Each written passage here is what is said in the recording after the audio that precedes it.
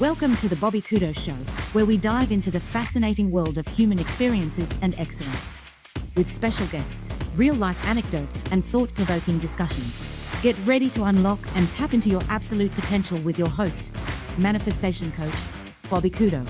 Ladies and gentlemen, welcome to the Bobby Couto Show. I am your host, Bobby Couto, and today I'm joined by a very special guest, Mr. Bobby Walason, author, writer, director, producer, entrepreneur. Welcome to the show, sir. Thank you, but that's kind of too much. I had to write it down. I had to write it down because I said to myself, "There's no way I'm going to remember all this." And I got to check myself out, Bobby. I'm working too hard.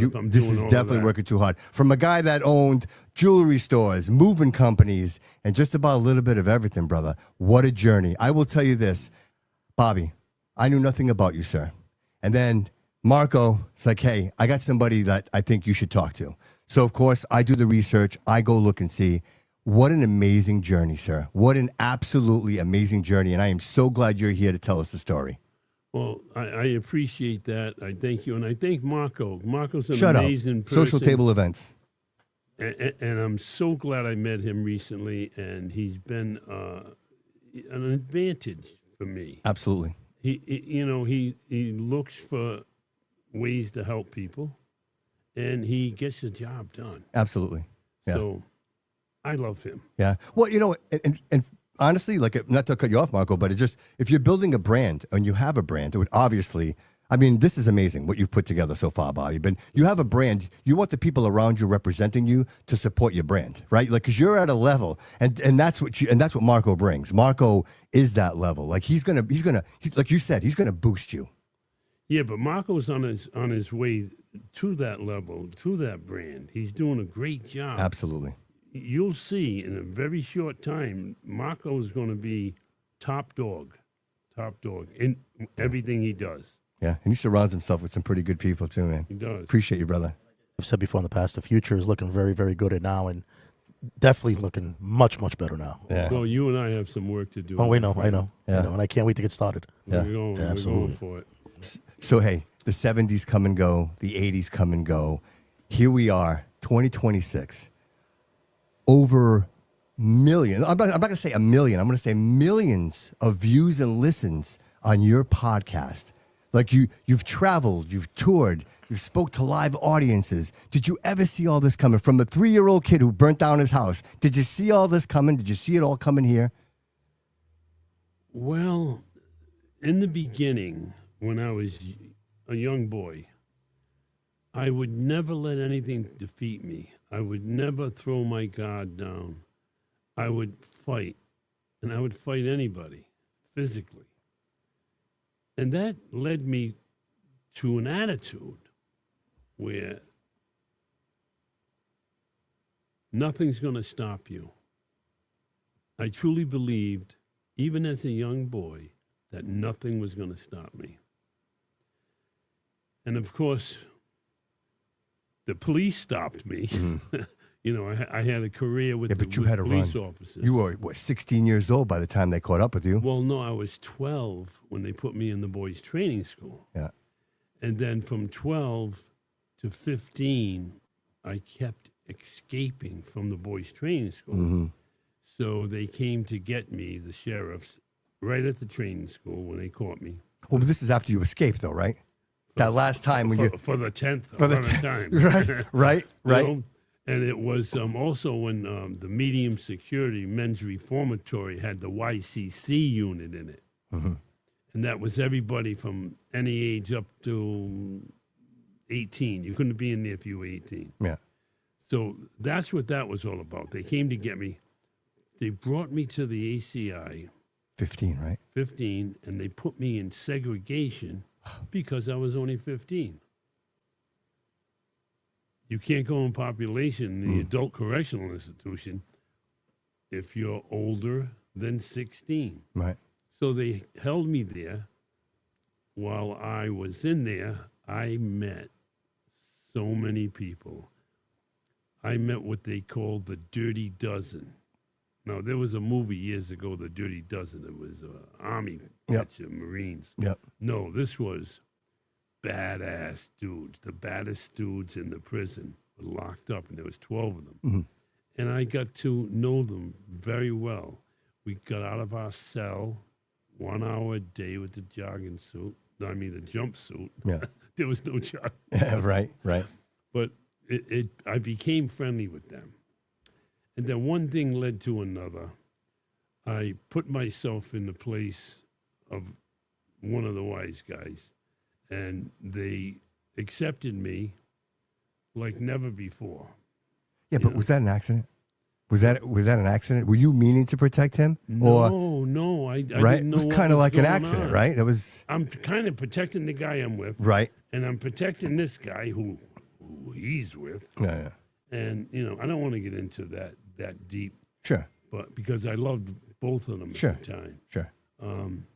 But once I got out of prison, I ended up on Federal Hill, and I'm probably 18, 19 years old, and I meet a couple of men, real men from the days of Louis the Fox, and I fell in love with them. They were everything to me. They backed me. They fed me. They were just tremendous. One of their gumadas, I went out with the daughter, and that's really how it consummated. Yeah, right. But right. loved them to death, and they were two men that were with Nicky. No, Nicky, he's the one you dug a pool for.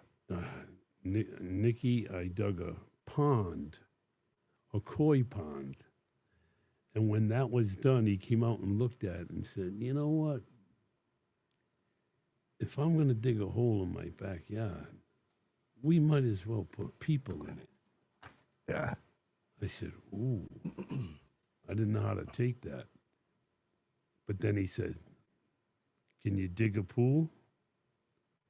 And I said, "Sure. You have a backhoe?" He said, "No. I want you to do it by hand. I don't want anybody to know what's going on here." And when you do something honorable like that for a guy, he usually returns the favor, and he did. He took me under his wing. I was like his man secretly. Right. Right. You can't. I'm not. I'm unmade. Right. You know what I mean? Right. So, Right. but that was one of the most fascinating, intelligent human beings that I have ever met in my Strategic, life. right? Very strategic, right? I mean, if you want to take a look at Marlon Brando, Yep. you get the feel of Marlon Brando from this guy. And life went on. I became ballsy. Wasn't too much at the time, but became ballsy after that. And my ability to fight and knock people out and shake people down and do all these. Your ability to take a beating. No, right? No. With the state police, because that's what. That's what got you out of the ACI, right? Yeah, but if you want to go back to the state police, that's where I met Brennan Doherty. Now, Brennan Doherty is such a man, and you can split him down the middle. Brennan Doherty could be a wise guy, no problem. He can be colonel of the state police. Right. Absolutely. He is one of the nicest, sharpest individuals I have ever met. Forget the fact that he's a state trooper. I like a few of the state But you met him, right? Boxing, right? Was that what you first time you met him was boxing? Grundy's gym. We right? Going to Grundy's gym. My manager takes me up there. We're getting ready for the Golden Gloves. And they put me in with John Dino Dennis. Now, Dino was like 6'4", 255, 260 at the time. The best jab I've ever been hit by. Yeah. And we just went at it. I guess they knew I was coming. They were told that I was coming. Like, right. I'm coming. Wow. You guys are the greatest. Yeah, right. And then I got in the ring of Brennan Doherty. Brendan can hit you from 7 feet away. Mm. All he has to do is come forward a little bit and snap that jab. And he had a great jab. Yeah. And we had a great round or two together, but that's all it was. Right. You know? Right. And you have that respect for each other. There was that. Oh, like, yeah. Right. Yeah. But see, I don't know if people know this, but you were quite the athlete. I mean, swimming, right? Like, you were. Yeah, I loved any type of sports. In a different world, in a different life, you're an Olympian. Maybe those are big words. But those are big numbers. Like, you were putting some serious numbers out there. Like, you were scholarships, right? Yeah. It was the scholarships. I'm still depressed over this day that my father didn't allow me to go to La Salle Academy just for swimming. Right. It isn't like I was doing anything devious. It was just for swimming. Right. So, but he let that go, and that's what really set me off. Well, that's a direction in life, right? Like that could Yeah. have changed the trajectory of your life. It's something you really wanted, you were really passionate about, Yeah. and it was a good thing. But Well, seeing that he didn't do that, I went in a different direction. But I decided to be a little more aggressive, tough, mean, take no prisoners type of attitude. I couldn't get the other life. yeah, So I said, let me go after this. right. And that's Well, it's what you know, right? It's what you know. It's what you Well, know. I A grew- 12-year-old kid living in a cardboard box. It's what you know. You know what I Yeah. mean? that box thing, that was it wasn't as bad as you think, though. But still, Because it was a refrigerator box. Bobby, It was big. it's I took Christmas all the, Christmas morning, and you're getting beat with a Christmas that's tree, what bro. was You know what I mean? bad, And yeah. and nobody comes looking for you. Like, that's the part. They You never said those came. words, and it like broke my heart. I'm like, he's right. Nobody came looking for you, man. Nobody came. They just didn't bother. My mother couldn't even say a word to him. He would chop her down like a tree. So she had to keep quiet, and they never came. But it's all good. All of this nonsense that I Yes. had to put up with, Absolutely. it ended up being good because I became the CEO of 3 companies. I had a construction company, asphalt paving, Yeah. that I didn't know how to do when I started, but Right. it happened. Right. The jewelry business, I manufactured costume jewelry for companies like Trifari and Monet. Oh, wow. So doing that with those people and that kind of work with the construction, and, it led me to do right. But you've always had that instinct, though. You've always had that fire inside of you to not stop. Like, your whole story, Bobby, you haven't stopped. It's been one thing after another. You're constantly in this pursuit of success. And, this show, it's the fundamental purpose of the show is the struggle to success. It's finding the absolute. It's when you're at the absolute bottom and somehow you find the absolute pinnacle. And when you're featured in a Netflix special and you've got 27, 40 episodes written, like, that's the success. That's the chase. And here you are telling that story, brother. So everything in between, it's all part of the clay that shapes the man that's sitting across from you right now.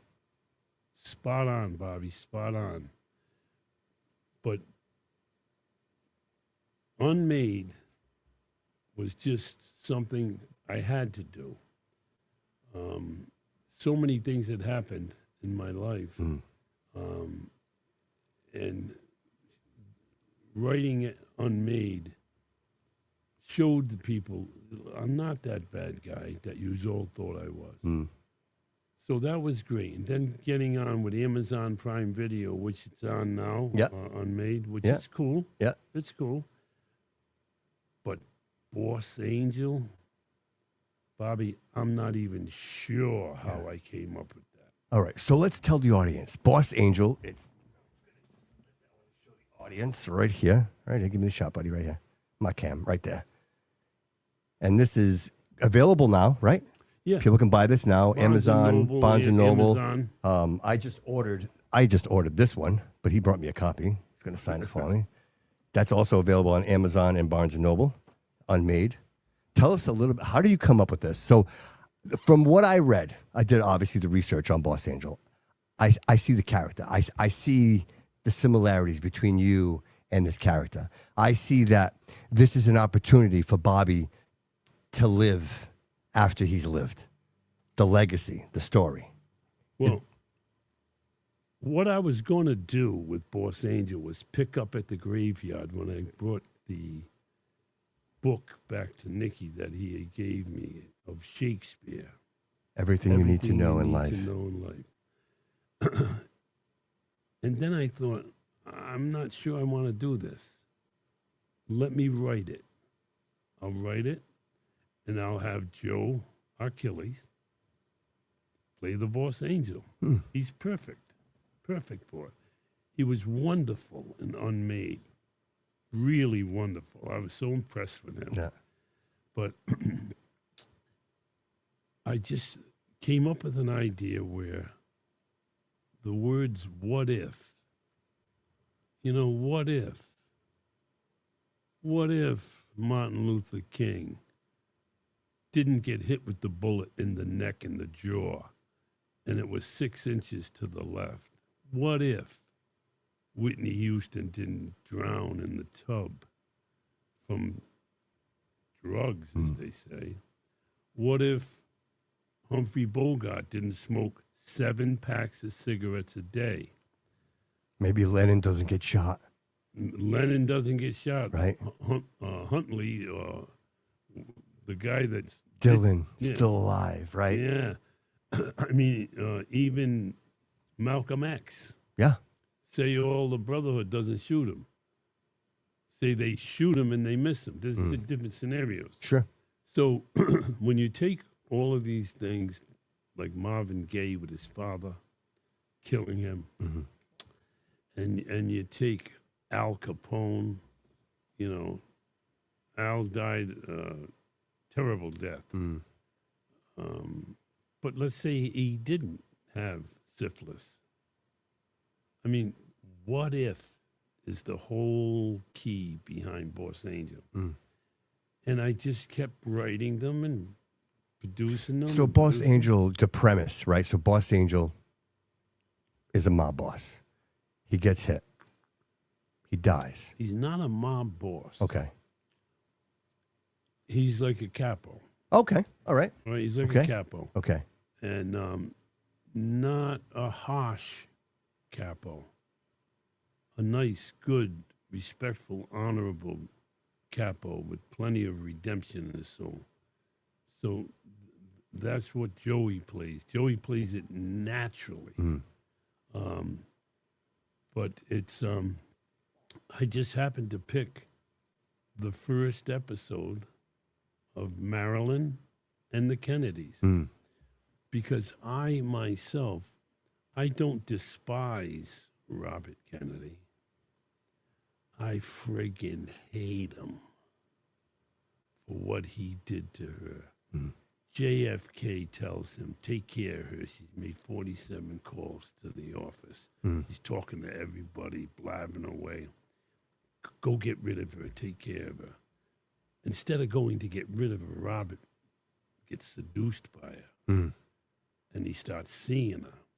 And Jack's saying, what are you doing? You got to do something here. She's going to pull a trigger. And in the Boss Angel, Marilyn, and the Kennedys, you're going to see my opinion.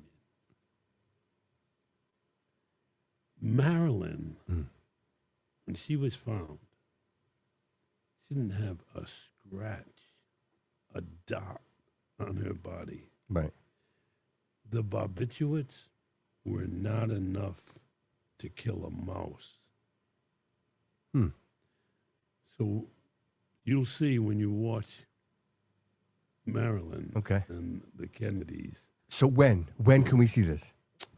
Saturday. Okay. This coming Saturday. Day All right. after tomorrow. Wow, today's Thursday. I know, right? Already. Yeah. My God. So this will be March 7th. March 7th Yep. at 7 o'clock it'll air, but, there's drinks and munchies and stuff like that. Yeah. at 6 o'clock. So Okay. the doors open at 6. Yep. And it's just And this is it's and fabulous. I watched it tonight. Me and my cinematographer and my partner. Bishop McVinney Auditorium, Yes. 43 Dave Gavitt Way in Providence, Rhode Island. Right. The Bobby If you- Couto Show is giving away 2 tickets to that. Well, if you take Westminster Street all the way towards downtown, Yeah.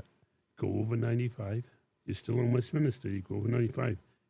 Right you there. crash right into it. It's All right. right. there. Awesome. Can't miss it. Awesome. And that's a But- social table event, right, Marco?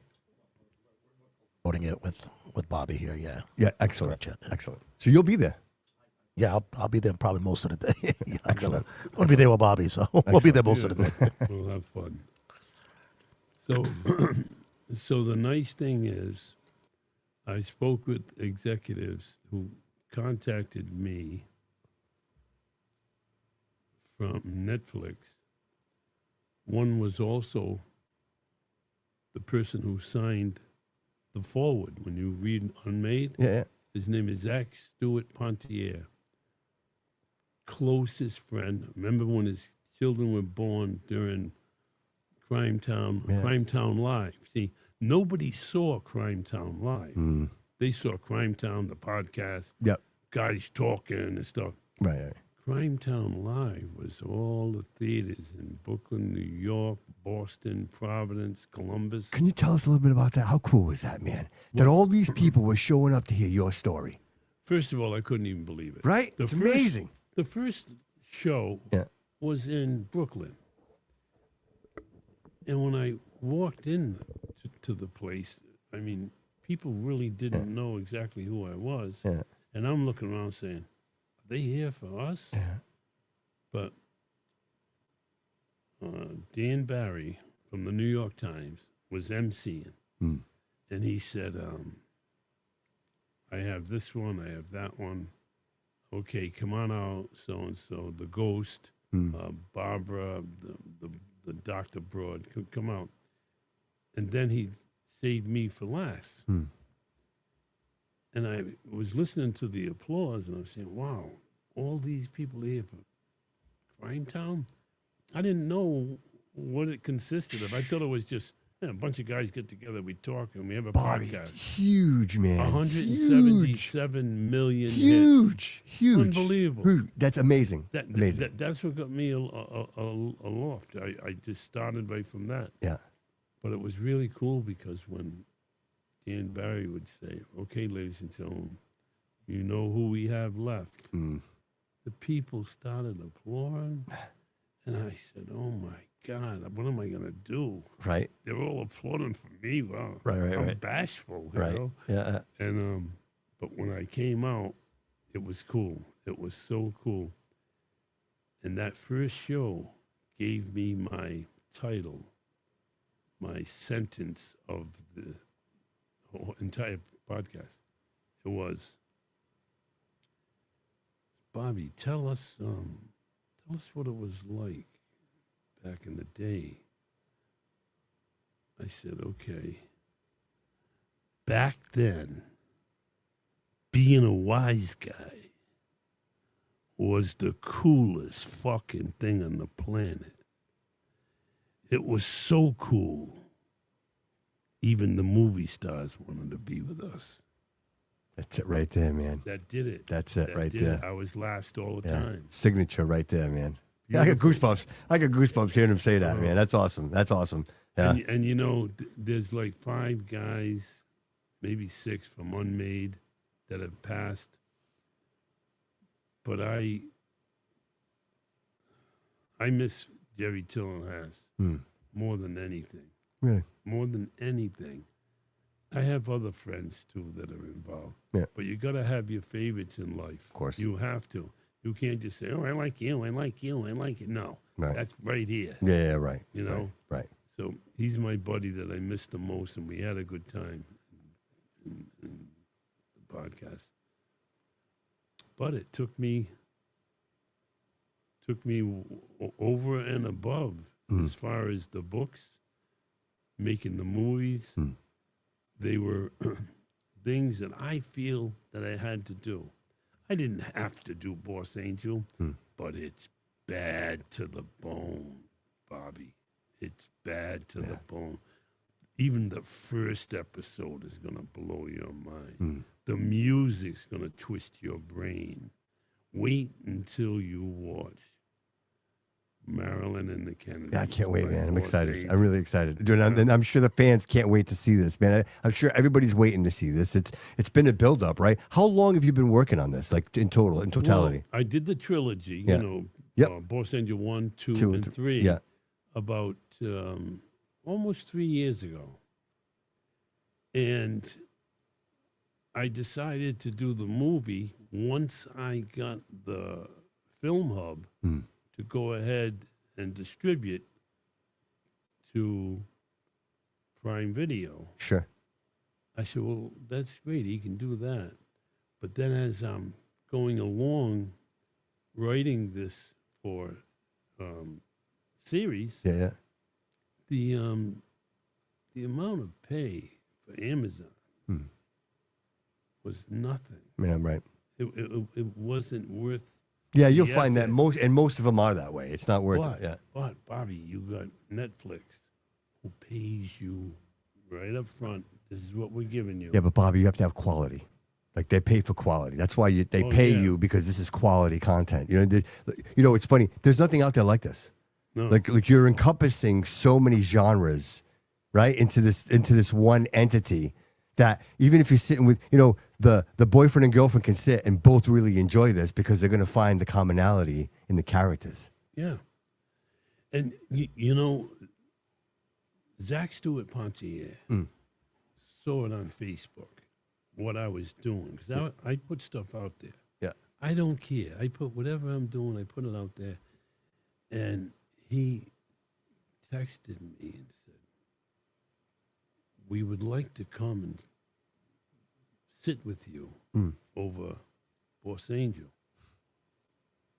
I said, well, where would you like me to go? He goes, no, we'll come there. You tell me. So my friend Chris Rattini, he owns Maria Cucina.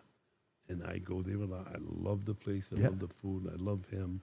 And I love the girls. I love the waitress. I love them all. I love this guy. Yeah. I just love them all. Yeah.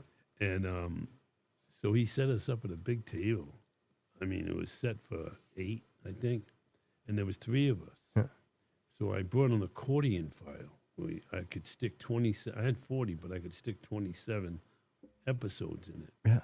So I brought it. I said, hi, how are you? She goes, okay. Do you have all the episodes? I said, well, I got 27. She goes, well, can you let me read Marilyn and the Kennedys? Because that's the one that Zach. Right. He's like, you got to read this thing. You got to read this. Right. And she's in charge of all the series. Okay. Right. And so she read them. She couldn't believe it. She said, you have to take this to Amazon because you have a movie with them. I said, oh. She goes, yeah, you have to do it or they'll destroy the movie that you're doing. It won't be good. Really? I said, oh, all right. I didn't do it. I started getting ready to film. So she calls me. She sees some stuff on the film because I was putting it on there. Yeah. All the people involved with taking pictures and videos and putting it on Facebook and Instagram. So she says, can you meet us? I said, yeah, where? She goes, you name it again. I said, all right, Antonio's in Knightsville. And Zach knew where it was. So she comes there, sits down, she goes, we don't want you to take it to Amazon. I said, oh, okay. Okay. People like that sit in front of you. You're going to listen. Yeah, of course. Right. I said, Right. okay, Yeah, I won't right. take it to Amazon. Right. I never really wanted to Right. begin with. You're a writer. What do we know? Right. Right. know what I mean? Right. So what a relationship we gathered. It was really fantastic. The actual day that $54.7 billion deal for Warner Brothers and HBO. I was there with them in New York. No shit. Yeah, they called No me to shit. come up. Yeah. Oh, wow. It was so cool. Yeah. We ate, we talked. They threw some numbers that made my head spin. They said, yeah, well, most people get this, but you're probably going to get that. Wow. Yeah, so it was strong. Wow. And I think it's such a good relationship that after we show this, it's really for the people. It's for interest and stuff. Yeah. They're also getting it tomorrow. Netflix is like the McDonald's of content. You know what I mean? Like, if you're going to do business with anybody, that's where you want to be. You know what I mean? Well, here's the thing, though. We did the after a bit of shooting, we did the trailer, but first we did the teaser, and then they went crazy. They loved it like you wouldn't believe. Now they're waiting to see the episode, and I think we're going to be ready to roll. That's awesome, man. Congratulations. That's amazing. That's Thank amazing. It's just to be here, right, at this point, because these things always take a monumental amount of time. And when you're creating this stuff, you're like, I don't want to wait. I don't want to wait. I don't want to wait. But then all of a sudden, you're in New York. You're sitting around all these people, and they're like, hey, this is the win right here. Like, here we are. We already created a teaser. We already got the pilot. And now on Saturday, you're going to sit around all your friends and family, and you're going to watch this creation, man. It's going to come to life. It's incredible. Yes. It's incredible. You know, I was a little concerned as we put everything together, as we shot everything. I said, I'm not sure we got the material to make this story that I'm trying to make. But, you know, funds is everything. Right. Right. But, man, I sat with Brandon Maxim, my partner and cinematographer, #1 in the world. And we sat at the auditorium, just Tim and I in the whole auditorium watching it. And we couldn't believe it. No kidding, right? We couldn't believe it. Here it is. Like, right? What you dreamed, you're actually watching it. Yeah. That's it. And, you know, the key here is to go on to the next episode and the next episode. Right. I have Jim Morrison coming up with special guests because you have to be dead to be in Boston. Gotcha. So the Doors. The Doors, Jim Morrison. Yeah. But there was a favor done for Mick Jagger. What's their guitarist? The famous crazy guitarist. What's his name? He fell out of a coconut tree from the Rolling Stones. No, The Rolling Stones. I can't believe this. Oh my God! Keith Richards. Keith Richards. Yeah. Thank you, Marco. Thank you. So in the story, Boss Angel calls him up. Yeah. Says, "Listen, I'm here in Paris at the penthouse of Jim Morrison. He's not answering the door, but he's there. I was told he was there by the doorman, and you got to help me. You're his friend. I helped you." So he says, "You did. I'll be there." He gets on his jet and flies. It wasn't that far. Flies, gets there. It's Mick Jagger and Jim Morrison most of the way. Yeah. And then at the end, Mick Jagger cons him, because he hasn't played in 2.5 years, to come to the Wimbledon arena because they're playing. Yeah.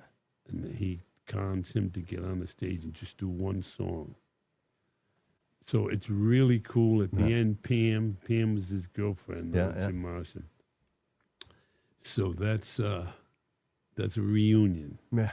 So music's a really big part of this. I mean, obviously, Music your life, pretty much, right? 70s and the 80s. That was. Would you say that those were the best music ever created? Bobby, you hit that right on the head. Right. 70s and 80s. It was just unbelievable. Al Green, Barry White. Yep. oh my God, the list goes. But Bobby Womack. I know it's all black music, but that I can't help it. But That's what I like. That was the creation of it all, right? That's Yeah. even Elvis. Where did Elvis come from? You know what I mean? Oh yeah, Like he came that's from the South. you know, so it all comes from somewhere, man. So it all makes sense. I got Elvis in there too, you know. That's awesome. Elvis is at the very, very end. Marilyn comes back. Unbelievable. See, that's just the coolest thing about the story is that these characters never fade away. They can always come back. Like you can continue to make these episodes, and like this can go on. You know, and people are hungry right now. I'm going to tell you something that's going to blow your mind. All right, I'm listening, bro. I'm listening. Okay, so I have 42 episodes. I got to write 3 more to make 45. Yeah, So push that mic a little closer to you, Bobby. Just a little bit more. Yeah. So that Netflix with 45. Yeah.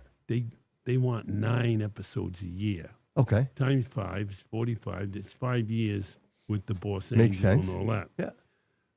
Boss Angel can continue, and I'm gearing up for it. Let me say one word because I can't give this away. All right. Sports. See, that's great. That's great. You you go from Bobby, that's after like I'm like, wow, you could do anything you want with this. You can go anywhere with this. You know what I mean? Well, it's a genre that's going to follow everybody. Yeah, absolutely. And but you bring it in with music because do everybody you want loves to know music. what Caitlin said to me? She said, she goes, you have a special genre. You have 4 different categories in one story, which has never been told before. She goes, but there's something else that you have. I said, what's that? She says, you're going to rescue Hollywood. Wow. I said, wow. Wow. She goes, they're all going to pick up on No pressure, everybody. Bobby. No pressure, buddy. No. So, right? I guess I took that as a compliment, but very, very full of pressure. Oh, absolutely. Right. My Of course. God, Right. like, Yeah. Right. Right. You know, Yeah. I got a lot to stand up to. Absolutely. But I mean, you got most of the work at this point. You have these at least 5 years, you know. Well, I believe I have to write.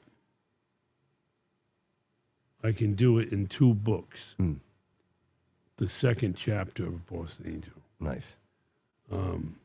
This chapter is great, but I think the next one could be just as neat. Absolutely. Would you consider, like, as you move forward, bringing in more writers, more ideas, or you're like, this is it. This is Bobby. That never works. That never works. I have no experience writing. That's why I'm asking.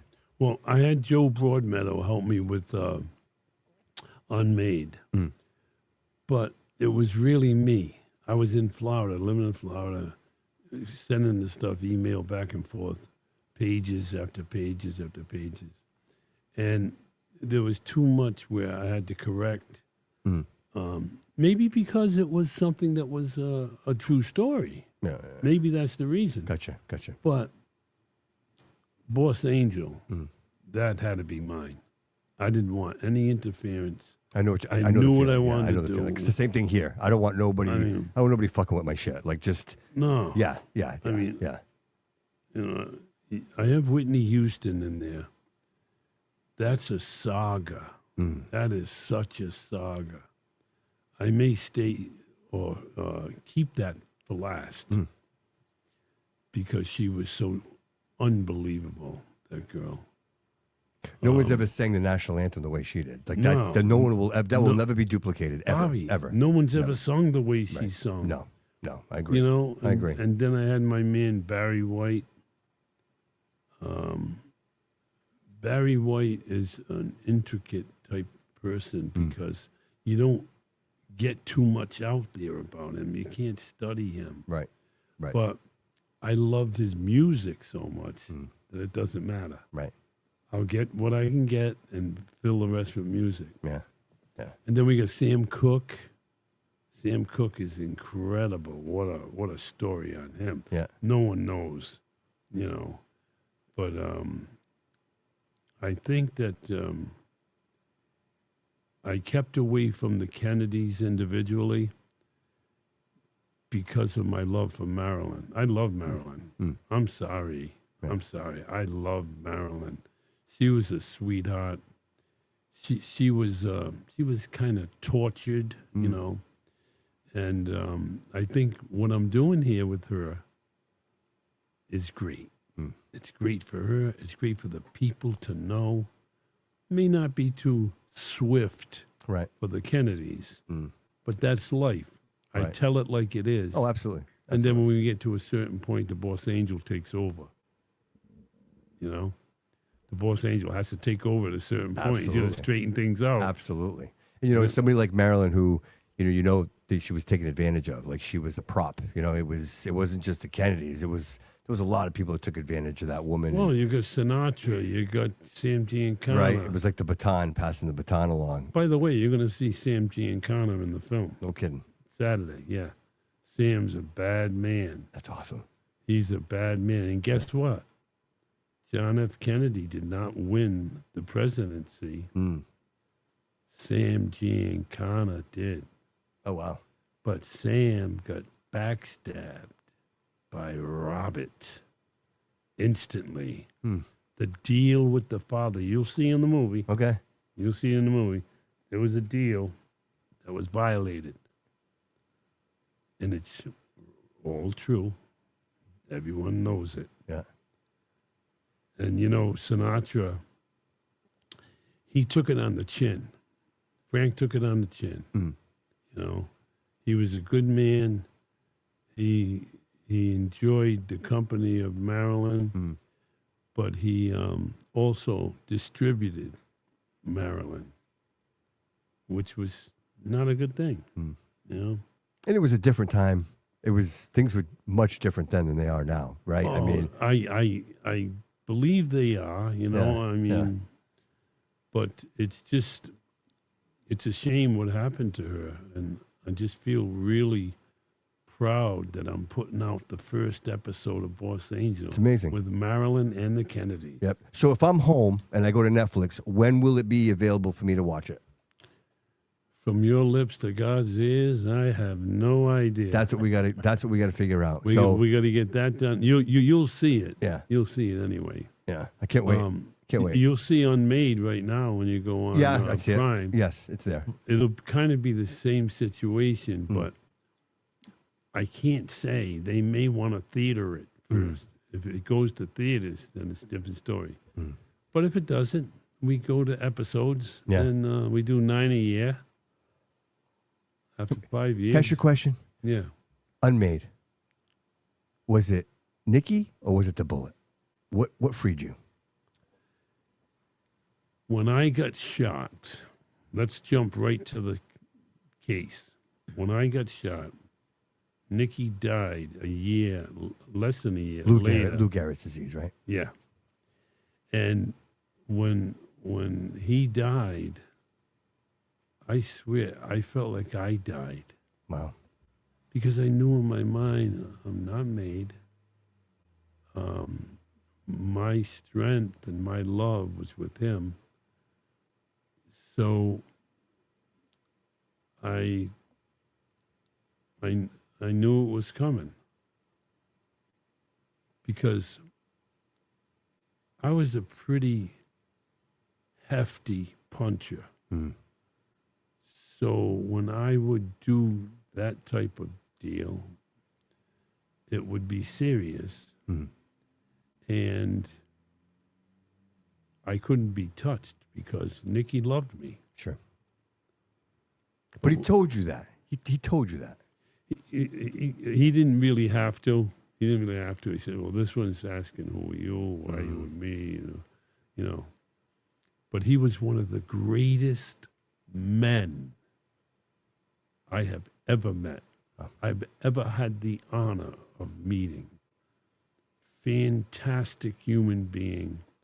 Loved his children. Mm. Loved his wife. and still control what he had to control. Right. Right. You know? Right. And you know who else we haven't even mentioned? Bobo Marapisi.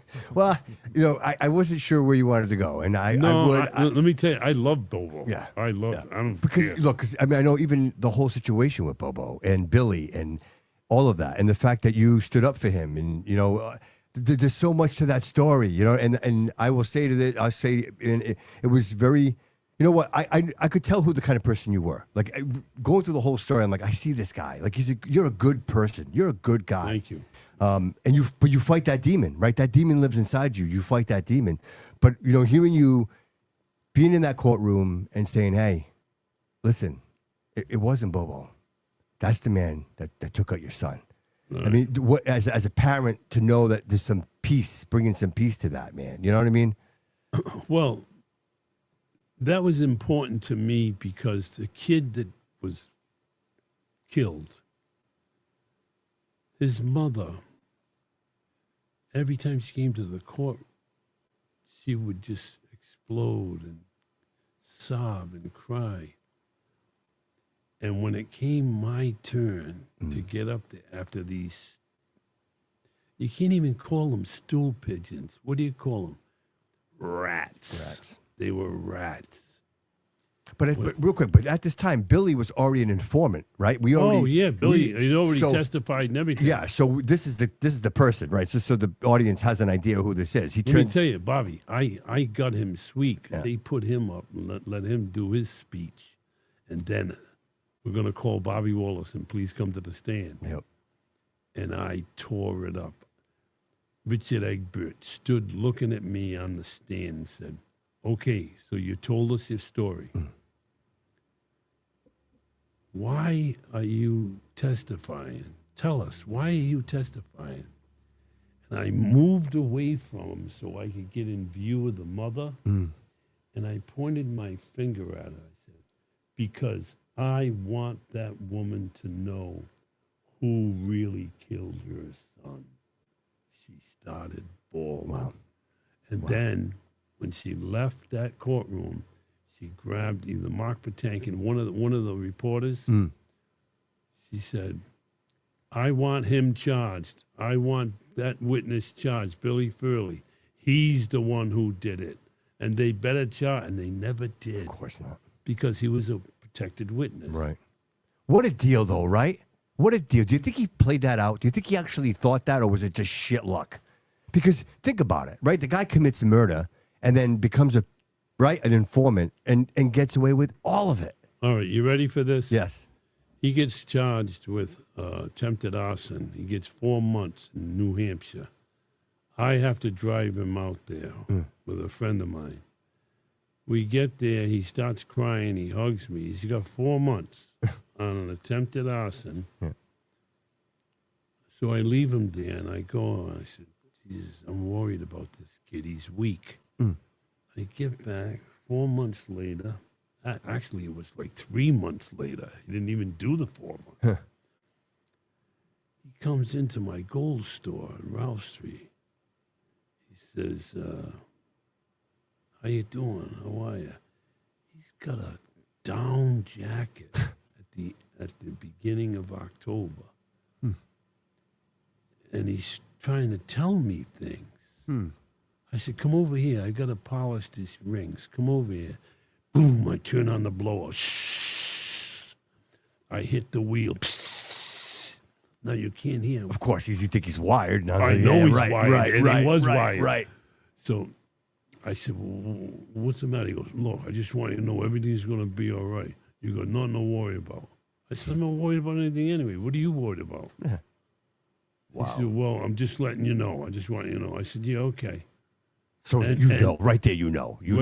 No, do you know what I did? He goes out to the car. He leaves.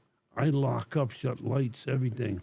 I get in my car. I drive to New York from Ralph Street. Yeah. I get out there. Back then, if you had a driver's license out of state, they got to let you in. I get there, and the YCC, the NYCC. Yeah. You know, it's right in the middle of Manhattan. It's where Epstein hung himself. Oh, yeah. So I was in there. I go in there and I see Bobo. He comes out. I said, listen, there's something fucking wrong here. This kid's going to rat. I'm telling you right now. Bobo reaches over the table, grabs me by the shirt, pulls me in, close to his face, like right close to his face. Yeah. He says, don't you fucking ever accuse him again. Wow. Do you know what I said? I said, well, I think I should get rid of him. He says, he pushes me back in the chair. You ever fucking talk like that again, I'll kill you. Wow. Now, this is my man. Bobo's my man. Wow. But he... Just so people know, you're hanging out with Bobo like 14 hours a day, 6 days a week. Like you guys are... Sometimes like 7. 7, right? Whatever. I right. didn't really have a life. That's how It was close you me guys him. are. And Yeah. he's sticking up for Billy, not realizing that Billy just... He stuck up for Billy. Don't talk like that. Yeah. Don't you dare. And a few weeks later, charges come down. Bobby Walason, Bobo Maripisi charged with murder. It was fucking, it was ridiculous. Right. We right. didn't murder anybody. Right. Me and Bobo didn't murder anybody. Right. I wasn't the murdering type anyway. Mm. I'll beat you the fuck up. I'll break your jaw in 2 places. But I won't murder Right. you. Right. That's crucial. Yeah, right. Right. But he found out just a couple of weeks after that Billy had turned and he's ratting on me and him. Did he tell you were right? Did he ever admit that you were right? Never. Wow. Never admitted I was right. Wow. And then, beside the... Because that's got to hurt, man. Beside the murder of Marabella, Yeah. which we didn't do, Hmm. Billy had part in. Me and Bobo didn't do it. Right.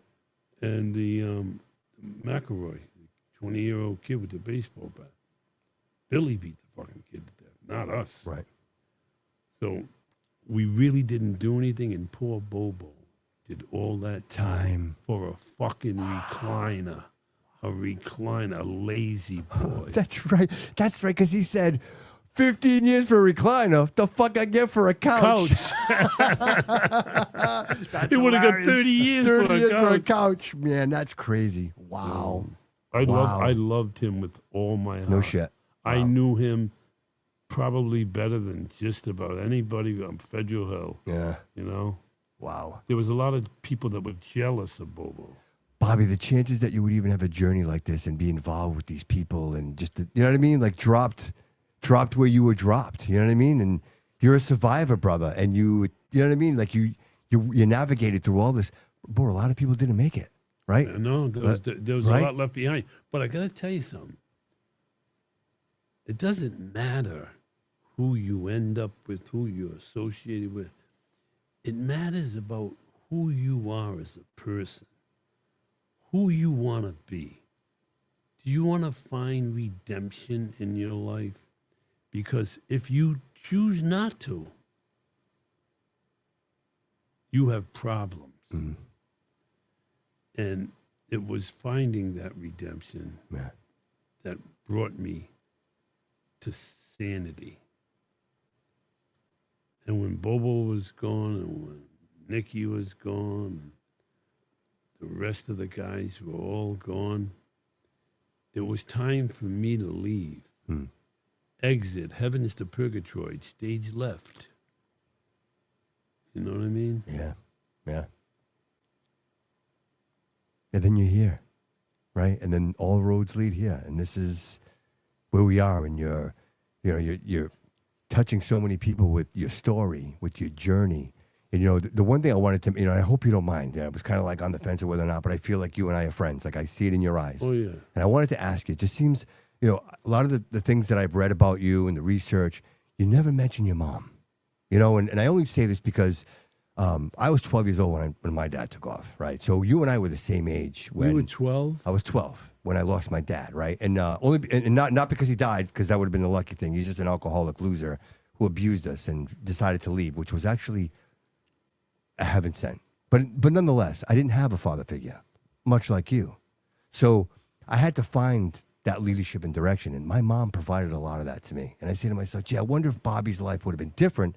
But I never hear you talk about your mom. So My mom is a touchy story, and she would always stay with my father even after he beat her, like pounded her back down into the ground.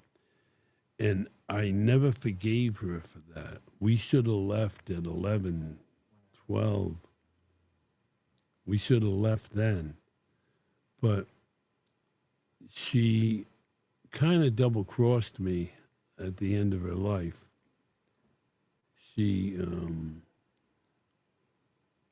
knew that I was a moneymaker, but at the time, maybe I wasn't doing that well. So she gave the inheritance to my brother, Charlie, to my daughter, Nicole. So she did some things at the end, but you can't blame anybody for anything. You are the captain of your ship, and whatever happens in your life is all on you. You're responsible. So I left it like that. You can't drag things around. You gotta find a solution to everything. And if you do, your life will be incredible. you're proof positive of that, sir. Here you are. Here you are, against all odds, man. And, you know, and just for the audience, you did have a chance to have that last moment with your dad, too. I know it wasn't, but you did have that last moment with him, right? I got to tell you something. It's hard to believe. It's hard to accept. 12 years old, Christmas tree down the stairs, bada boom, bada beep, all that stuff. I loved my father. Crazy, right? You know. Yeah, I know what you mean. I sat in the gazebo and back in Nicky's house in his yard. And I made the mistake of saying to him, yeah, my father, he was terrible. He was rotten. He fucking did this and that. He was no good. And Nicky said, listen to me. Your father, you should honor, regardless. He's your father. Don't look any other way. That's the way you have to take him. And I looked at him and I said, wow, I've never had anybody tell me that before. Right. You know, he told me so many things, so much wisdom, so much honor, so much loyalty. Nicky Bianco was the best man I ever known. Wow. Period. Wow.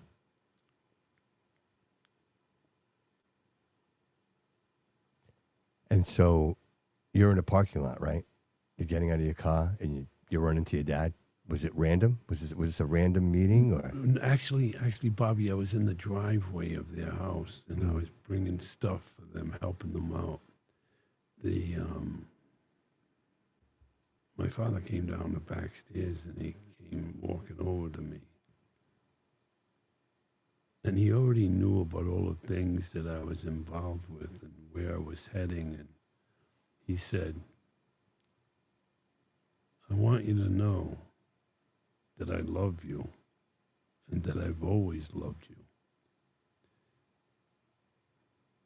I couldn't make certain things happen, but I tried. And I said, Dad, come on, don't worry about it. That's over. Come on. And we hugged. Wow. That was the first makeup ever Wow. since I was a kid. It brought you some peace, right? What's that? It brought you some peace.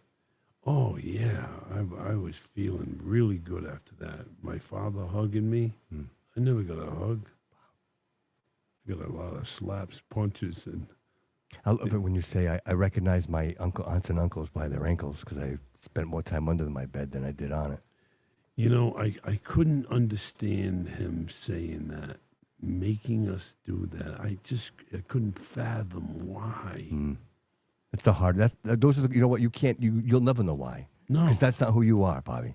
And No. and I struggle with the same thing. Like you went through those things, those situations, and I watched, much like you, the abuse, right? And I could never figure out like why doesn't she leave? Why don't we get out of here? And you never figured it out. And much like the same reason, like all those years had passed, and you're looking at your dad, you're like, I love you, man. Like you're my dad. Like somehow that it's embedded in us. You know what I mean? And you look past all that and realize they are the creator. You know. But Bobby, you do know that I love you in the driveway was the only time we exchanged that. That's crazy. And him putting me not in the bed, but under the bed, that showed me courage because I went under the bed. Strength because I endured. Stayed under the bed. Yeah. And, but I didn't realize it at the time. I realized it after, where I don't care who you are. You disrespect me, get ready. You got something coming that you would not believe. And I'm not saying that because I'm a tough guy. I'm a pretty tough guy, but I'm not a tough guy. I just like to enjoy people and respect them and have them respect me. Sure. But he didn't. He didn't. He was so ruthless. And my sister Cindy had to get under the bed too. You know, it was terrible. Did you have two sisters, Peggy and? No, I had two, Cindy and Patty. Oh, Patty. But Patty was my baby. Patty was a junkie. She died of a heroin, cocaine overdose. Sorry to hear that. No, she Yeah. was junkie all her life. Wow. He threw her out at 15. She got with other people that did dope. And Well, that was the reason your when dad. she was 30 right? something. That was the reason your dad threw you out because you were with her, right, that morning. Yeah, for Christmas. Yeah. Yeah. But my dad was riddled with guilt. He was so bad that he couldn't reverse it. There was no redemption for him. There was no reversing it. He was just bad. My mother knew he was bad. Couldn't do nothing about it. But I rebelled. And Survived, bro. You survived. yeah. You know what I mean? Like you did whatever it took to survive. Like you didn't give up. You kept your head above water, and whatever it took and whatever it meant, you did it, man. You're the proof positive testament to the will to decide to make a decision. Be like, I'm just not going to lay here and die. Like I want to be something. I want to create something. And it seems like you've taken a little bit of everyone. You know, you're sitting here across from me, and you mention these names, and it's almost like I see these people. Like I can see the love and compassion that you have for them and how they've shaped who you are. It's like you've taken a little bit of each one of them, and you've taken that along with you. You know, right? Like I think Nikki, the compassion that Nikki showed you is the compassion that you show everyone else. You're saying this is the greatest man you've ever met, and you're learning from that example. Your dad didn't show you that. Nikki did. Yeah, no, that's true. I also want to mention something as far as great men and compassion. The Barbados for Monticello's. They treated me like I was a king. They did everything but crown me. Wow. I became really close to Bobby. We're close in age. And his father, Robert, just respect like you would not even dare go near. And Donald and Joe Barbado. Those people showed me class. You know, I wore jeans I wore T-shirts. Nikki took me up there to meet them, and they took charge of my wardrobe. They taught me how to be classy. You know, ballet shoes, Bruno Mali, Gucci, Roberto Cavalli. Yeah. I mean, it went on. And I have to mention that part of my life because I love dressing now. I will not go out unless I'm sharp to the bone. Love it. Me too, man. Yeah, I like You know what I mean, Bob? Yeah, I feel good, man. I want to look good. Yeah, we feel want, good. We want to always look Absolutely. good when we go out because you never know You never what know. lurks. Absolutely. You never know when you're going to run into Chelsea, right? You never know. Yeah. Oh, Chelsea. Is it Chelsea or Chelsea? What is it? Is it Kelsey. Is it Kelsey? All right, Kelsey. Kelsey. With a K. Shout out Kelsey. CH, isn't it? It's K? Kelsey. Yeah, with a K. Oh, okay. All right. All right, let's make sure she watches this. Kelsey. Oh, she was. Well, she will now because we're giving her a shout out. Well, you know what I mean? Kelsey, I want you to know that I love you, and I will treat you like a queen. There you go. And there's nothing nobody can do about it. Perfect. That's right. Kelsey. Kelsey at the George. Absolutely. Absolutely. Bobby, such a pleasure to have you here, sir. I really appreciate it. Bobby, you're excellent. Come You're on, man. fantastic, man. I enjoyed your company. I appreciate your you. language. Can I everything. call you friend, sir? Like I would love to call you my Yes, friend, of and I would course. love to have you come back. Will you please come back? Yes, but All I right. mean, we covered everything, but Yeah. I could come No, back. listen, I can talk forever, and you've got there's a lot I want to ask you about. And, well, you know, we can talk about what happens with Netflix. Absolutely. That's a reason to Absolutely. really come back. 100%. Actually, you know what? The only reason I need you to come back, sir, is to sit in that chair and just have a conversation with me. I am so intrigued by your journey, sir. Like, I want people when people hear this episode, I want them to hear that they may be at the worst possible situation in their life right now. That this is where the growth happens. Most people don't want to be in the worst place. They don't want to feel shitty about themselves. They don't want to feel shitty about the situations. But the truth is, it's so necessary. It is the fertilizer that makes the flower grow. Yes. When you're hungry, you search for food. When you're cold, you search for warmth. This is when you need to struggle. Amen. And bro, you're proof positive of this, Bobby. Like Thank all of your struggle, everything you've been through in life, the odds, my man, the odds that you are sitting in that chair right now is proof positive to the testament of the man that you are, sir. And it's a pleasure to have you here in my studio. Well, I appreciate you so much, Bobby. You're so cool. Thanks, man. And you do a great job. But I want to mention one thing Sure. before we close that we haven't talked about. And it's very important. All right. How, why, and where I got shot. We need to, unless you want to wait for the next. I mean, we could wait, but if listen, I know how it happened. But if you want to share it on the way out, I think it's only fair. I think it's only fair, Let right? the listeners know. Let's listeners know. Yes. You know what? There's a lot of people in it, Yes. and I know that's a big thing that they're Yes. all waiting to hear. All right. And let's talk. So let's talk about that. Okay, so let me set it up real quick. So you're at the bar, and you tell Nikki, I want out. Nikki says, you were never in. You're free to go. Lou Gehrig's disease, he passes away. You're working the furniture business. Take it from there. Well, I was working the bodybuilding business, Yeah. international bodybuilding. Yeah. Nikki had not passed yet. He Okay. was in the prison hospital with Lou Gehrig's disease. Okay. Doing 11 years. Okay. All right. Which was bogus. But he's a man. Okay. So I opened the gym, and I closed the gym in about a year and a half, 2 years maybe. And a couple of people owed me money.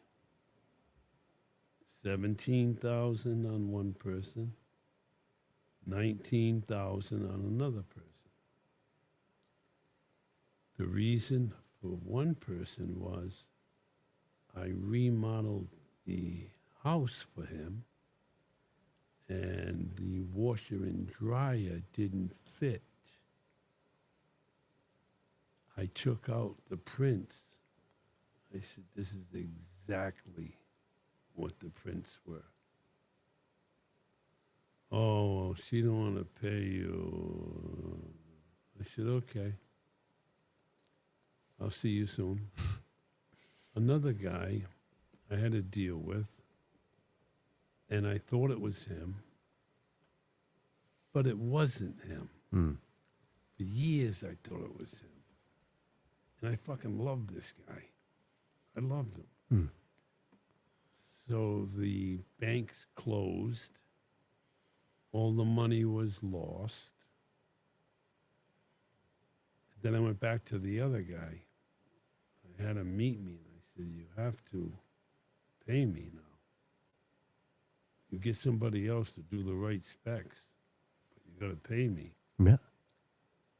And he said, well, I'm not going to let her do that. And I took a butter knife, and I put it under his chin, and I lifted his head up. I said, if you don't pay me, I'm not only going to kill her, but I'm going to kill you, and I'm going to kill your family and your fucking dog. Shit. Well, little did I know, he had a connection all the way to like number 2. Oh, wow. Yeah. Wow. That bad guy. That Yeah, guy yeah, that yeah. drinks scotch and he gets mean. Ooh. Well, so I said, well, I don't know what I'm going to do here. I knew it was coming, but he sent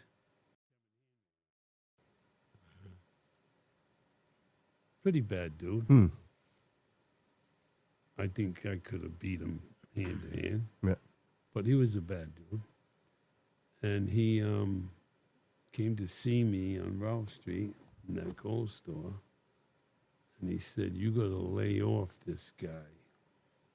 He's with the other guy. You understand? I said, yeah, okay. Well, what are you going to do? At the end of the conversation, before there was friction building, I said, I'm going to be down at the Atlantic Mills. I'm going to bring Jim over there, and I'll be there. He said, yeah, I'll come and see you. Which was a little weird. Why the fuck you coming to see me? So he comes down. It's still daylight. It's about 4 o'clock.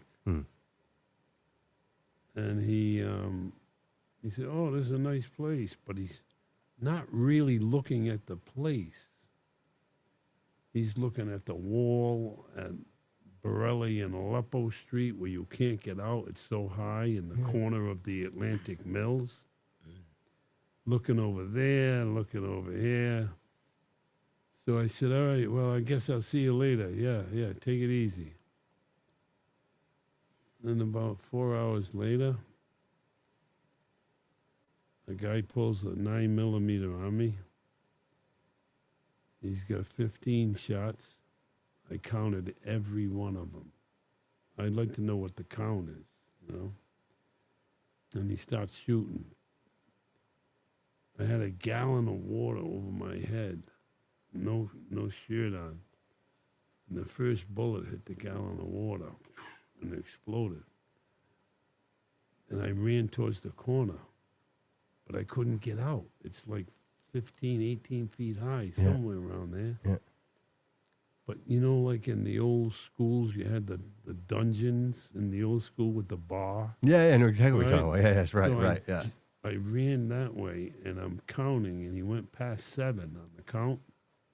I said, oh, my God, and I'm zigzagging. They say never run straight. Yeah, Never zigzag. run straight because Yeah, they got to exactly. go like this. Yes. I jump up on the first bar and push myself up against a brick wall and lunge myself back on top of him. I roll over, get up, and start running. He gets up and starts firing. Bam, bam, bam. He's up to like 14 in my head. Yeah. I get up to the Manton Avenue powerful lights they have when entering the Atlantic Mill, Yeah. and pow. My brother said he got down on one knee because he couldn't hit me. Right. He got down on one knee and got me in the kidney, through the colon, through the intestines, Damn. through the liver with one bullet. Wow. He came up to me because I'm done. I got no wind. When you get hit in the in the torso, you can't feel much and you can't breathe. All the wind is knocked out of you. So he walked over to me and he got the gun and put it on my head, on the side of my temple, and clicked. And I looked at him. 15 was in your kidney. 15 was in the kidney. Wow. He cocks the 9mm, puts it back on my head, on my forehead now. Click. No more bullet. Wow. But I looked bad, Bobby. I had a hole under my heart through the liver. Wow. Blood was coming down. The girls in the cars were screaming, and oh my God. It was a hell of a scene. But made it to the hospital, and I never, ever took revenge. Just didn't do it. I wanted out. This life isn't for me. I'm going to go. I'm going to do it. A whole So do you think that was your ticket out? That after experiencing that, they're like, because now you owe him one, right? Like that would technically, if you're keeping count. Yeah, but I was still loan sharking, bookmaking, extortion. Right. I was still doing that stuff. You were dabbling. Yeah. And prior to that, I got charged with a gold robbery of $1.6 million of Armburst chain. Yeah, well, it was good. I had a gold store. The guy came in. That was the end of your marriage, wasn't it? No. No? No, the end of my marriage was November. But that was the gold, right? You didn't even get, they tried to get you on the gold, right? Oh, yeah, Brendan Doherty arrested me. They Right? They thought they had me, but they didn't. They couldn't get nothing on me. 9 pounds of gold was in the car. It wasn't my car. The kid, Joe, was a stand-up kid, Yeah. you know? But that was something, you know. When you add up all the heists, Yeah. Lufthansa, and all them, 6 million, you add all that up to 30-something million on the bonded vault. When you add up all of that stuff, it's all split up. I was considered the largest heist for a single man Wow. in history. Wow. Imagine that. Boy, did I spend that money. Hey, so real quick, you're in the hospital. You got a hole in your chest. How long before you're like, I'm out of here? You get up and get out because you didn't stay. Well, first of all, when I woke up, Brendan Doherty was over my face. Who did it? He said, no, he didn't. He goes, look, we found out who did it. Oh, wow. Look at the pictures. I said, I don't know who they are. I don't know what you're talking about. But it took about 16 days for me to come out. Wow. Yeah. I remember walking into Monticello's and Ray Gardner was my stylist. Yeah. You got to have a stylist. They set you up. Yeah. I love Ray. And Ray said to me, what are you doing out? What the hell are you doing out? What are you doing? I said, don't worry about it, Ray. Come on, hook me up. I want to go out. Hook you up. And he opened the jacket and he looked there was still blood on the Bandages. bandage. Man. He's a great Yeah. friend. I love Ray. But that was something. That's amazing. And that, like, I think what you were already there, like you knew, right? But that that set it for you. This is like you recover from that, and your life is different, right? You never looking back, right? You realize that this is your out. Like you punch your ticket, right? I was a thickhead. Even after I got shot, I wanted to go around and say, "Hey, how you doing? Yep. How you doing?" Yep. I couldn't get away from it. I loved the life. Yep. Let me tell you, all those guys up there back then were incredibly friendly and loving with each other. We would work together, do things, make it happen. They were the best. I mean, there's some people that are still, if you want to call them made, whatever that banana is, I love them. Loved them forever. Yeah. You know, great guys. I wouldn't forgive myself if I didn't ask. CNC, buddy. And did you hang out with him at all? Did you have any? The only thing with me and Buddy was we met at Alex Tomaso's club off South Main Street on the side there. And I had a killer first wife. Only in looks. Anything else, I got to pass on. But Buddy gave her, he was looking at her. Even while he was talking to me, he kept his eyes on her ass, her tits. She was Miss Figure USA. She was fourth in the universe pageant. Oh, wow. So she was a knockout. But he was disrespecting me. Yes. So, Yeah. Yeah. you know. But he was an ego guy. He was the guy had the biggest ego you ever seen. Like, Oh. and I think to him, that was okay. You know what I mean? Because of who he was. You know, Yeah, but if I would have punched him in the fucking face, right? his ego would have shrunk. Yeah. You would have killed him. I was Yeah, you pissed probably at would've him. killed him. I was pissed at him for doing that. Yeah. Alex was right there watching it all. You know?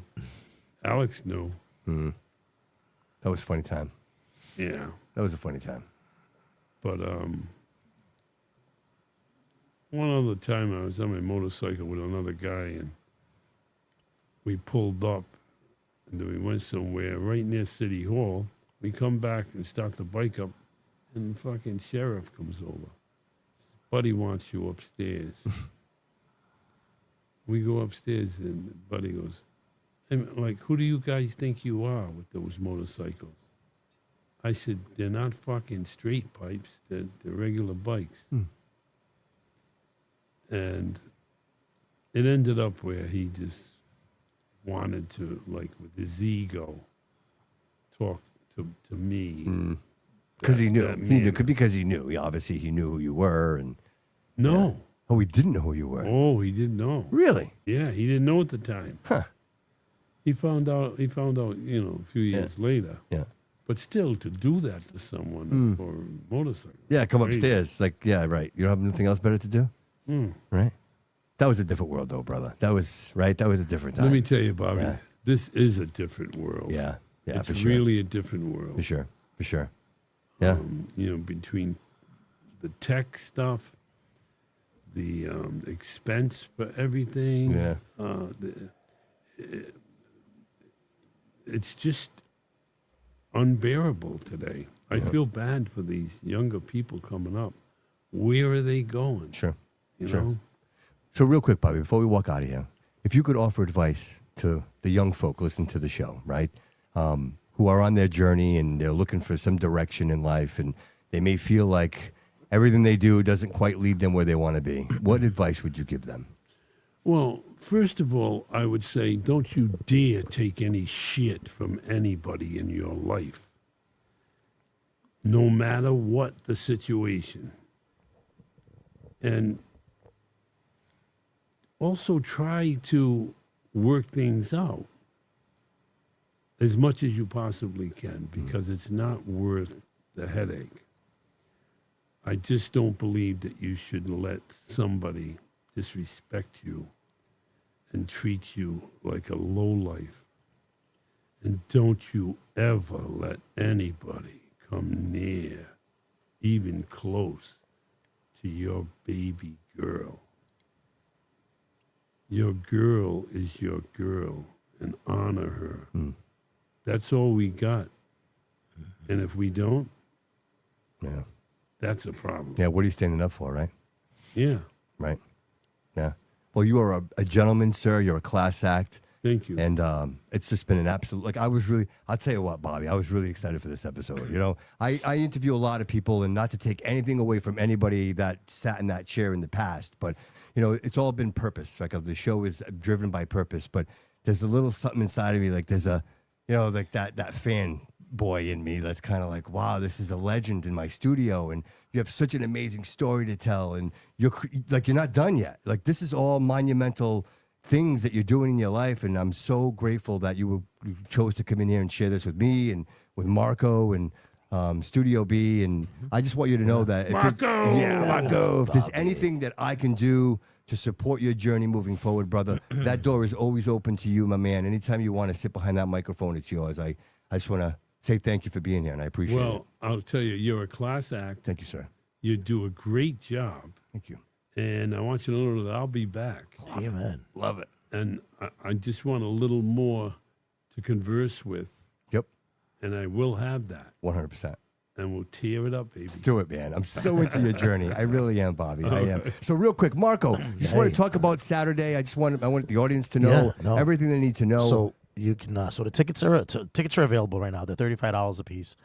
You can inbox me directly. I can get you the tickets. I will meet up with you no matter where you're at. I will bring you the tickets in hand if we need to do that. Or if not, you can show up there on Saturday at doors open at 6 o'clock. They're $35. The show starts at 7 p.m. It is the premiere of Boss Angel, Maryland and the Kennedys. Come down. It's over at the Bishop McVinney Theater Auditorium in Providence. So I explain it this way. If you take the first exit when you merge from 195 onto 95, it's the first exit. Stay on Westminster right across. It's going to be right on your right-hand side. You can't miss the theater. It's that oval-looking, what everybody always wants to know what it is. Yeah. Well, that's the McVinney Auditorium. It's 43 Dave Gavitt that's Way. Correct. Yeah, it's right on the overpass for 95. Okay. So we're going to be there. We're going to be there all day long. But if anybody wants to come by during the day early to get some tickets, we have the tickets. Awesome. They're available. And like I said, you can inbox me at Social Table Events, Bobby Couto. Yep. Whatever. Just get a hold of us. Yes. We will get you the tickets. They're $35 in advance. And just real quick, what are people expecting when they arrive? It's food, drink. There's Bob. You can get a little bit more on that, but there is some drinks, there is some food, well, actually, there's beer and wine. Yeah, correct. Yeah, which is good. I mean, and then we have books from both Boss Angel and Unmade. Yeah, and we have a step and repeat that I just had made for Boss Angel. Oh, so anybody that wants to take pictures, that's awesome. There's no charge. Yes. Just come. Yeah. I'll take them with them. Other actors will take them with them. So, that's right. The whole cast will be there. The whole cast. Yeah, will be it's there. going to be awesome. Even Joey Achilles coming. Oh, from awesome! Florida. Yeah. Oh, wow. That's awesome. I didn't know that. Oh, that's awesome. That's going to be great. All right, awesome. It's going to be a beautiful episode. Yeah. See, it's an episode of Boss Angel. Yeah. Want to make that clear. Mm-hmm. You're going to spend an hour watching film. We have a beginning that's special that a lot of people will enjoy. Yeah, that I've heard about. Yeah. And we're just going to have a great time, and we're going to look forward to selling the concept. Yeah, I think we're going to be sold out. So I do suggest that people get there early if they plan on buying the tickets at the door. Okay. If not, reach out to us. The last event for Unmade, I believe we sold like between 600 and 700 tickets. Wow. Yeah, I think it was 750. So yeah. They But like you know Bobby. what, Marco? You have what was I going to say? Jesus, I got lost there. It was like, so the last event was about 700 tickets. Like you said, 750. Yeah. So this event we're planning. This is a motion towards Netflix. Amazing. This is big, Yeah. really Right. big. Right. This is, you know, Well, Stranger huge, Things is man. done, so everybody's just longing for their show. There's a big gap that's Correct, missing that we're gonna fill it with Boss Angel. And I'm bro. going to add all this too also. Yep. So like I said, doors open at 6 o'clock. Yep. Buy the tickets now. They're $35 in advance. $35 at the door. The event starts at 7 o'clock. Following the event, immediately following, Boss Angel after party. It's going to be taking place over at the George in downtown Providence. And I'm going to sing and dance. Listen, I think I think we're all going to be singing and dancing at that moment. For sure. I've heard people say that too much of anything is no good for you, baby. So, and this is free to the public, so everybody can come on down. The cast will also be there. Excellent. The George is beautiful. We got the restaurant on one side. They can call to make reservations if they want to grab some food, have a table on the side. Just call the George. Inbox us. We can get you the reservations directly Sure. if you inbox me at Social Table. And like I said, that's the official after party will to be taking place there for Boss Angel. Awesome. So it's going to be a great Saturday. I also have something else to add at the end. Something else that's going on Saturday night. Sure. Outside of Boss Angel. So, but real quick, if anybody wants to get hold of you, it's 508-989-5552 or 401-722-9992. Now, I just want to announce that we would appreciate cash only. Cash on. Correct, yeah. Tickets are cash only. It makes it so much easier. Absolutely. If somebody does have Venmo or anything like that, we can deal with even a credit We card. have it. We have the Venmo. If somebody needs to buy tickets with a credit card, they can reach out to me directly. I can make that happen. That's not a problem. Oh, good. We can definitely make that happen. So it's you know, and there won't be extra fees or extra charges like that. If somebody wants No to buy convenience credit, fees? There's no no, convenience- no. Oh, They can reach good, out to me good. directly, and we can make the credit card purchase through me, and that'll be fine. You know, Excellent. We could definitely make that happen. Excellent. What else you got there, buddy? So, adding on to Saturday night, another huge event, which is a friend of ours, Alex Tommaso, great gentleman. He has got the world legendary DJ Louis DeVito at Medici Saturday night. Doors open, I believe, at 10 p.m. Some tickets are still available. This is all VIPs are sold out. Wow. All standing VIPs are sold out. Wow. We have, and I mean, like when we created VIPs to sell some additional ones, and we're completely sold out. There are some tickets, very, very, very limited tickets available. Okay. This will sell out. So best way to get tickets right now. They want tickets. Just How they get it? honestly, I've been having people. I had since I've been sitting here, I had 3 people hit me up for tickets. Oh, wow. Go on Eventbrite. Okay. And just buy the tickets for it. This. I mean, Do I need a ticket? No, you're all set. Yeah, you're VIP. You're VIP. You know, Bobby, you know a guy. I like Medici. I like that place. Right? But It's great. It's going to be. I'm so happy for Alex that this event is. I can officially say it's going to sell out. Yeah, it's definitely going to be a sold out event. And Louis, the greatest thing about Louis DeVito, he does all the New York City undergrounds. Famous DJ, worldwide, has toured all over the world. Yeah. He's actually doing a open to close set. No opening DJ, no nothing. So he's playing everything for like 4 hours straight. Wow. This is to me this is going to be Louis DeVito's, like, you know, up to this point of the year. Yeah. This is the main show. So what time should I get there if I want to be there? So doors open, I believe, at 9 o'clock. 9 o'clock. Yeah, Okay. yeah. But you know what? Oh, at Medici? At 9 Medici. o'clock? Yeah. Well, No. I can go from... Yeah. Well, after the after party, it would have to be the after No, no. party. So the After goal party. is we're gonna go to the after party. We're going to the premiere. We're going to the premiere, then to the George, and then we're all heading over to Medici. So after party. Yeah, That's Medici. the So plan. at 10 p.m. Put me down. Yeah, yeah. Right. I got you on the list. Yeah. You know a guy. But Are you wearing a suit? Are you wearing a suit that night? No. No. I got something. Forget it. Get on that mic so we can hear you. I can't. Get on that. There you go. I can't wait to see what he wears. I have something that's mainly black, but sparkles like Marilyn. There it is. There it is. How about you, Marco? What are you wearing? I'm gonna go with what I normally do, all black. All black. But I am wearing a suit. Black with I- Jesus. He We're- wears black we're with gonna Jesus. look like partners. I do wear a suit, so I will be wearing a suit that night. But Nice. Okay.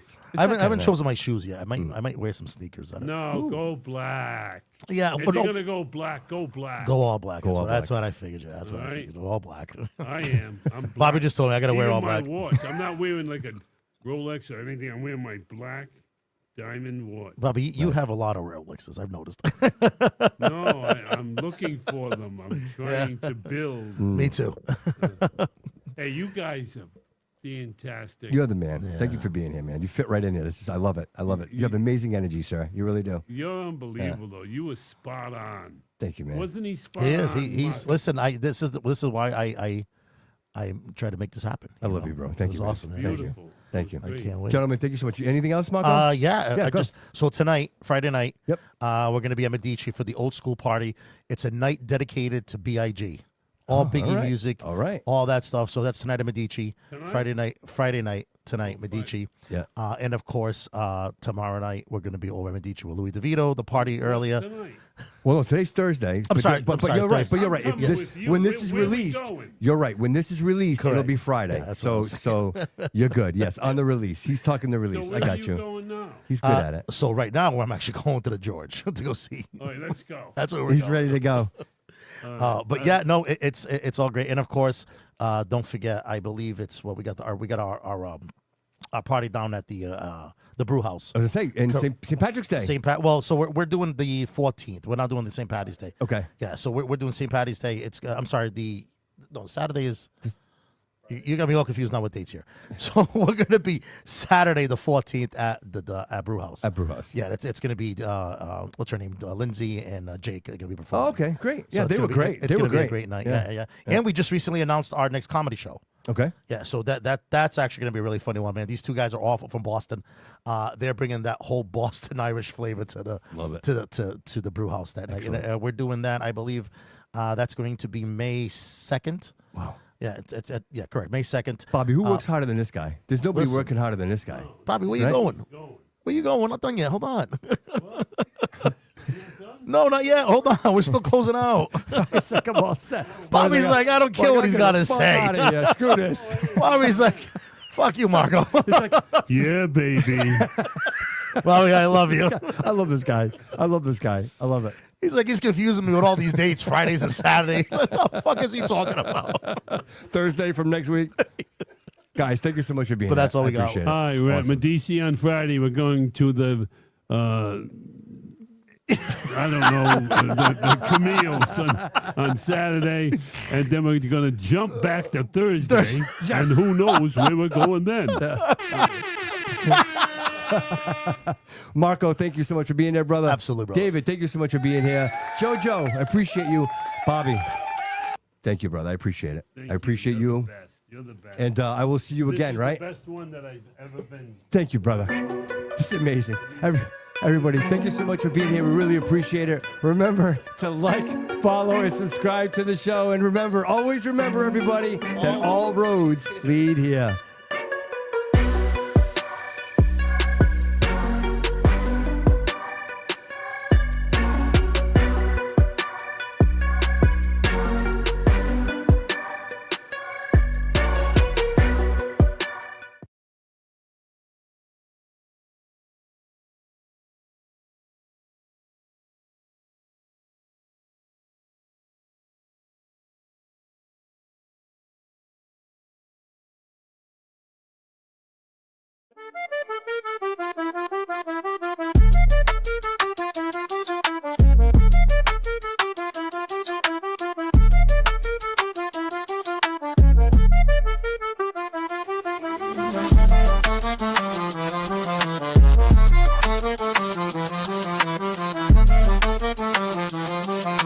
Thank you.